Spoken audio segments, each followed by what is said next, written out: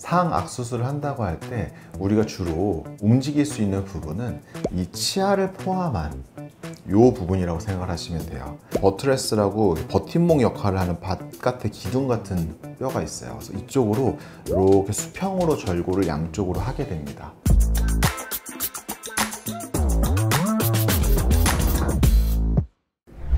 안녕하세요. 1% 성형외과 대표원장 임종우입니다. 얼굴뼈 그것이 알고 싶다.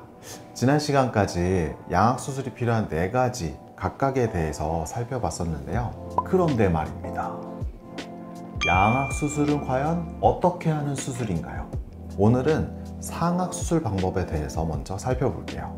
상악 수술을 한다고 할 때 우리가 주로 움직일 수 있는 부분은 이 치아를 포함한 이 부분이라고 생각을 하시면 돼요. 그래서 수술 방법은 르포트 원 절골법이라고 부르는데, 코 바닥에 있는 구멍, 여기 우리 피리폼 아퍼처, 이상구 이런 말로 부르는 부분이 있는데, 이쪽에서부터 버트레스라고 버팀목 역할을 하는 바깥의 기둥 같은 뼈가 있어요. 그래서 이쪽으로 이렇게 수평으로 절골을 양쪽으로 하게 됩니다. 앞쪽은 이렇게 절골을 하고 이 뒤쪽으로는 깊이 또 절골을 하게 돼요. 그래서 결과적으로는 이 위에 있는 치아를 포함한 이 부분이 자유로워지게 되는 거를 르포트 원 절골이라고 하고요. 이렇게 자유로워진 이 위턱뼈를 앞으로, 뒤로, 그리고 위로, 아래로, 그리고 좌우로 이렇게 3차원적으로 움직일 수 있기 때문에 이렇게 절골을 하는 거고요. 그래서 일반적으로 길이가 중안면부가 긴 분들 같은 경우에는 한 줄로 이렇게 자르는 게 아니라 2줄로 해서 이 길이를 줄이게 되는데,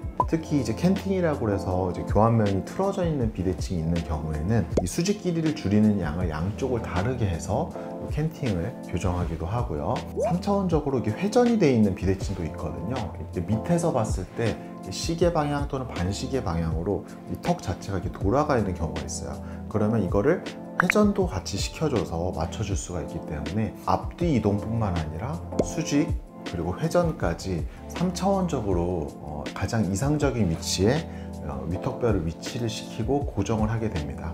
이때 그러면 이상적인 위치로 어떻게 알 수 있냐면, 수술 전에 미리 맞춘 웨이퍼라는 걸 사용을 해요. 웨이퍼에는 2가지 종류가 있는데, 인터미디어트 웨이퍼라고 해서 중간에 사용하는 웨이퍼가 있고, 파이널 웨이퍼라고 해서 최종적으로 사용하는 웨이퍼가 있어요. 그래서 상악 수술을 할 때는 이 중간 웨이퍼를 사용하게 됩니다. 이런 식으로 아래턱을 중심으로 웨이퍼를 맞추는 거예요. 그러니까 아래턱은 아직 수술하지 않았기 때문에 아래턱은 원래 위치 그대로일 거 아니에요? 그럼 아래턱에 대해서 상대적으로 우리가 계획한 대로 위턱을 이동시켰을 때 어떤 웨이퍼를 껴야지 그 치아 상태를 봤을 때 같은 위치에 있다고 생각을 할 수 있는가를 기준으로 이 웨이퍼 투명한 걸 제작을 해요. 앞에보다 뒤에가 더 올라가게 만드는 교환면 회전술을 하는 경우에는 이쪽으로 올라갈 거기 때문에 이쪽 뒤에가 앞에보다 더 두껍게 되는 웨이퍼를 사용을 하는 거죠. 이런 식으로 웨이퍼를 이용을 해서 우리가 이상적인 계획한 위치에 위턱이 위치했다고 생각을 하면 그 상태에서 뼈를 고정을 하게 되는 겁니다.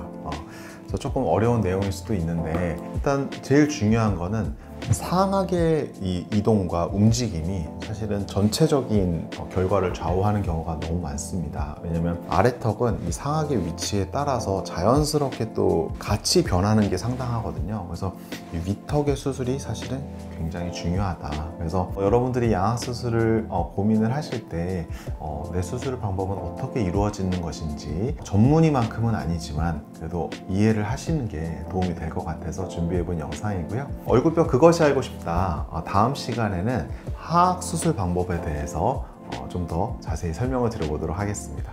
안녕.